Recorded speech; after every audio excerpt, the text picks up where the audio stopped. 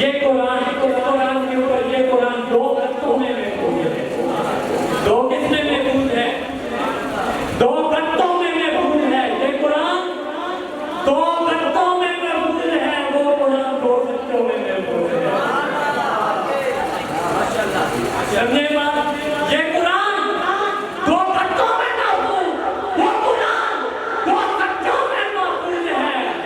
بس فرق یہ ہے کہ اس قرآن کی سطریں کالی، اس قرآن کی ظلمیں کالی. اس قرآن کی سطریں کالی، اس قرآن کی ظلمیں کالی.